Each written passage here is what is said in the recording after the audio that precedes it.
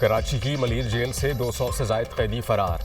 80 कैदियों को दोबारा गिरफ्तार करके जेल हुकाम के हवाले कर दिया गया। जल्जले के 22 कैदियों को बैरकों से बाहर निकाला गया तो भगदड़ मच गई। 100 से जायद कैदियों ने जेल के मेन गेट पर हमला करके उसे तोड़ डाला। पुलिस और रेंजर्स के दस्ते बर वक्त पहुंचे। डीजी रेंजर्स का भी जेल का दौरा। इलाके में सर्च ऑपरेशन के दौरान कजाफी टाउन, भैंस कॉलोनी और दीगर मलहका इलाकों से कैदियों को दोबारा गिरफ्तार किया गया। हमले के दौरान 3 एफसी एहलकार जख्मी जबकि एक कैदी जाँ बहक, 5 जख्मी हुए। 18 से 20 फरार होने में कैदियों की तलाश अब भी जारी। कराची पुलिस चीफ जावेद आलम ओढो का भी जेल का दौरा।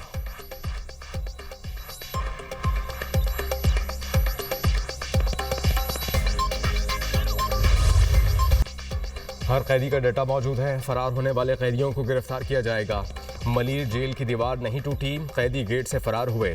700 से ज्यादा कैदियों ने जेल के दरवाजे पर हल्ला बोला। 100 के करीब कैदी जेल का गेट तोड़कर फरार हुए। मलीर जेल में 6000 कैदी हैं। ये तमाम वाकया कुदरती आफत के बाइस पेश आया। जल्जले के झटकों की वजह से कैदियों में खौफ व हरास पाया जाता था। सूबाई वजीर दाखिला ज़ियाउल हसन लंजार की दुनिया न्यूज़ से खुसूसी गुफ्तगू।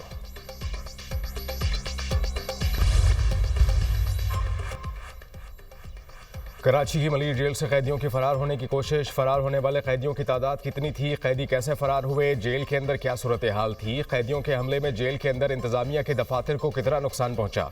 दुनिया न्यूज़ ने अपने देखने वालों को सबसे पहले जेल के अंदर के मनाजिर दिखाए। मलीर जेल के सुपरिटेंडेंट अरशद हुसैन शाह से खुसूसी गुफ्तगू भी नाजरीन तक पहुंचाई। सुपरिटेंडेंट ने कहा कि रात 11 बजे जल्जले के वक्त कैदियों ने शोर मचाना शुरू कर दिया। एक कैदी हलाक और 5 से ज्यादा जख्मी हुए।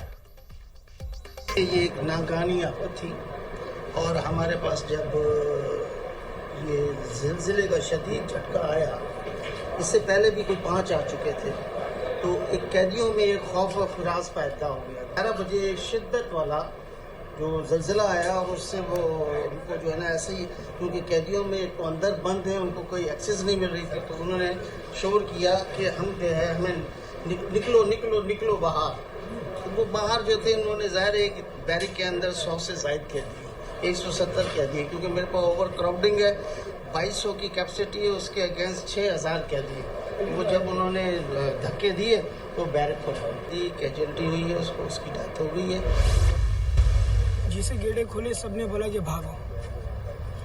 जुल्फी साहब ने हमें रोका पर हम लोग फिर रुके। हम लोग बेरिक गए, बेरिक से फिर सब निकले, कह रहे नहीं बेरिक के अंदर नहीं जाओ, बाहर आओ। बाहर से सब भागने लगे।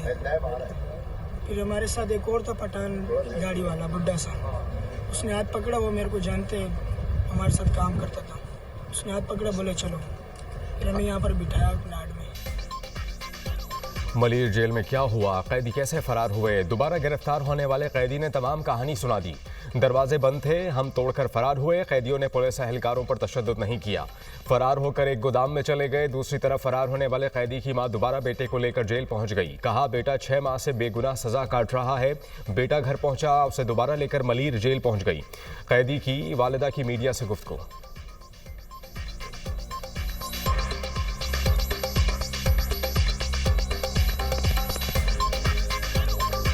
हुसैन जेल में फरार हो गए, क्योंकि ये जो जेल में हाथापाई हुआ था, अभी जो जंजला हुआ था ना, जंजला के वजह से सब बच्चे भाग गए। हमारा बेटा भी भाग गया। रात के 3 बजे हमारे यहाँ पहुँच गए। हमने बोला बेटा तुम रिहा हो गए, बोलता है नहीं, जंजला के वजह से बहुत लोग भाग गए, उसके वजह से हम भी भाग गए। हमने फिर पैदल पैदल अपने बेटे को दोबारा ले आया है। हमने बोला जहाँ से आए उधर ही जाओ। इसका कोई केस ही नहीं था, बेगुनाह था। किसी ने चोरी का इल्ज़ाम लगा के इसको 6 महीने हो गए। बलूचिस्तान पाकिस्तान का हिस्सा है, कभी अलग नहीं हो सकता। बलूचिस्तान पाकिस्तान की मईशत और माशरत में रचा बसा है। बलूचिस्तान पाकिस्तान का सबसे अमीर सूबा बनेगा। हिंदुस्तानी प्रॉक्सीज पूरे खत्ते के लिए खतरा है। BLA को भारत से मुकम्मल माली मुआवनत हासिल है। फितना उल हिंदुस्तान की क़यादत भारत में मौजूद है। अवाम से अफवाज हैं और अफवाज से अवाम हैं। मोहब्बत का ये लाजवाल रिश्ता हमेशा कायम रहेगा। पाकिस्तान हमेशा जिंदाबाद। कश्मीर बनेगा पाकिस्तान। DG ISPR की हिलाल डॉक्स में असातिज़ा से खुसूसी गुफ्तगू।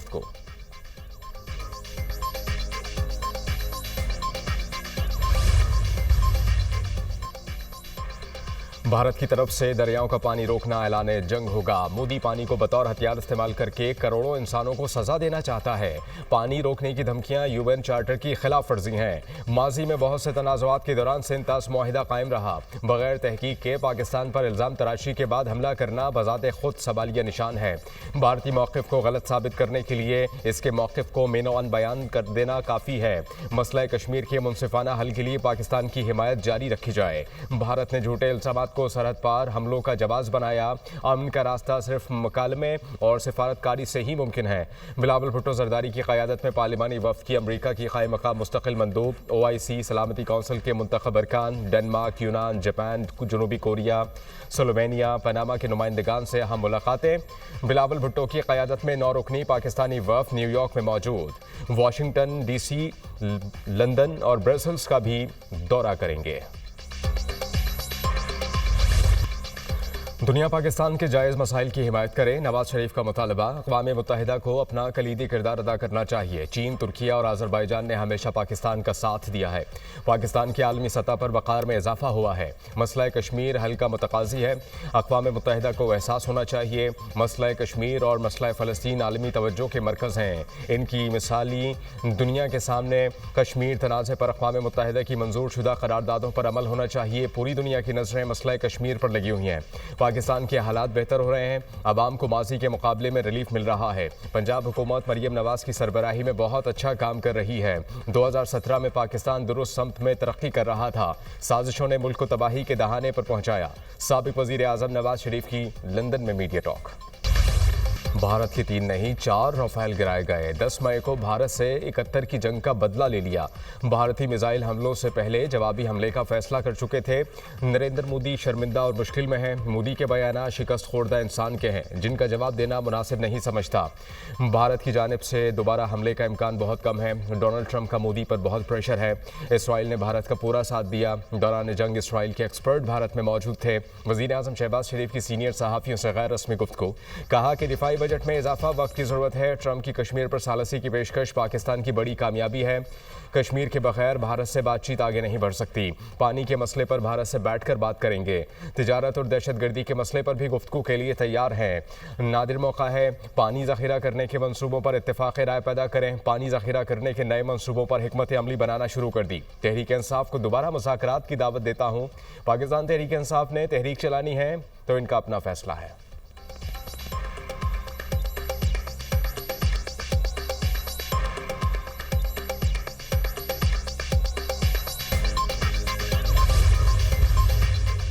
आइंदा माली साल के लिए 1000 अरब रुपए का सालाना तरक्याती बजट के लिए मुख्तस।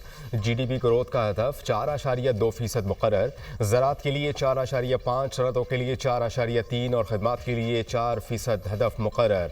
सालाना मनसूबाबंदी राबता कमेटी इजलास में आइंदा माली साल के लिए अहदाफ मंजूर। हमारे आधे अखराजात कर्ज़ों की अदायगी में जा रहे हैं। कौमी सतह पर रेवेन्यू में इजाफा करना होगा। पाकिस्तान दुनिया में सबसे कम टैक्स इकट्ठा करने वाले ममालिक में शामिल है। हुकूमत टैक्स चोरों का पीछा कर रही है। वज़ीर बराए मनसूबाबंदी एहसन इकबाल का इजलास से खिताब। तरक्याती बजट के लिए 1000 अरब का तखमीना दिया गया। इंफ्रास्ट्रक्चर मनसूबों के लिए 664 अरब रुपए रखने का तखमीना है। N25 शारहा के लिए 220 अरब रुपए रखे जाएंगे। सोशल सेक्टर के लिए 150, फाटा के साबिक अजला के लिए 70 अरब रुपए। मजबूत दिफा के लिए मजबूत मईशत नागुज़ीर है। बरामदात को $35 अरब तक लेकर जाने का हदफ है। तरसीलात ज़र पाकिस्तान के लिए ऑक्सीजन का काम करती है। वफाकी वज़ीर एहसन इकबाल की मीडिया टॉक।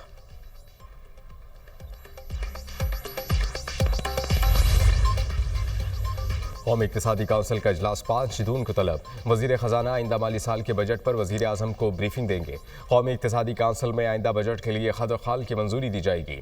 NEC आइंदा माली साल के लिए 3795 अरब रुपए के तरक्याती बजट की मंजूरी देगी। पंजाब के लिए 1188 अरब रुपए के तरक्याती बजट की मंजूरी का इम्कान। सिंध के लिए 887, खैबर पख्तूनख्वा के लिए 440, बलूचिस्तान के लिए 280 अरब रुपए का तरक्याती बजट मुतवक्के। वज़ीर ख़जाना की ज़ेर सदारत PCC इजलास मुख्तलिफ वजारतों और डिवीजन्स की तकनीकी ज़िमनी ग्रांट्स की मंजूरी के लिए समरियों और दीगर उमूर पर गौर। वजारत ख़जाना के लिए 1.259 अरब रुपए की तकनीकी ज़िमनी ग्रांट मंजूर। वजारत दाखिला और इंसदाद मनशियात के लिए 231.893 मिलियन रुपए की ग्रांट की मंजूरी। वजारत दिफा के लिए 1.70 अरब रुपए की तकनीकी ज़िमनी ग्रांट भी मंजूर। शहर कायद फिर जल्जले से लरज़ उठा। कराची में 2 रोज़ में 11वां जल्जले की शिद्दत 2.6 रिकॉर्ड की गई। 40 किलोमीटर थी। जल्जले का मरकज़ मलीर के शिमाल मशरिक़ में 5 किलोमीटर के फासले पर था। जल्जला पैमा मरकज़ 9 मई मुकदमात बानी PTI ने चौथी बार पॉलीग्राफिक टेस्ट देने से इनकार कर दिया। लाहौर पुलिस की 12वीं रुकनी टीम अडियाला जेल से वापस लौट गई। तफ्तीशी टीम ने बानी के फोटोग्रामेटिक और वॉइस मैचिंग टेस्ट भी करना थे। पॉलीग्राफिक टेस्ट के लिए पुलिस टीम पहले भी 3 मरतबा बानी पाकिस्तान तहरीक इंसाफ से रुजू कर चुकी। बानी PTI तहरीरी तौर पर टेस्ट कराने से इनकार कर चुके हैं।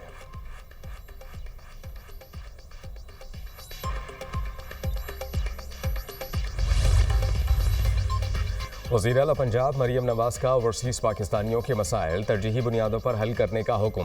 तमाम सरकारी महकमों और ज़िले इंतज़ामिया को ओवरसीज़ पाकिस्तानियों के मसाइल तरजीही बुनियादों पर हल करने की हिदायत। वज़ीर आला पंजाब मरियम नवाज से MD overseas Pakistani foundation Afzal Bhatti की मुलाकात। मरियम नवाज ने कहा कि ओवरसीज़ पाकिस्तानी वतन अजीज़ का सरमाया है। हुकूमत ओवरसीज़ पाकिस्तानियों के मसाइल के हल में हर मुमकिन इक़दाम कर रही है।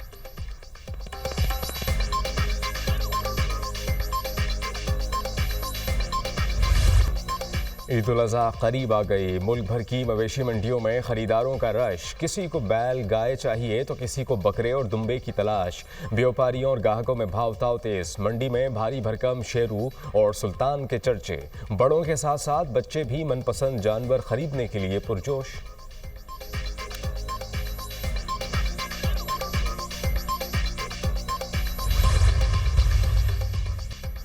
गजा पर इसराइली फोर्सेस की बर्बरियत थम न सकी। टैंकों और बंदूकों से बारूद की बारिश। एक रोज़ में सेहोनी हमलों में मजीद 45 फ़लस्तीनी शहीद और 503 ज़ख्मी हो गए।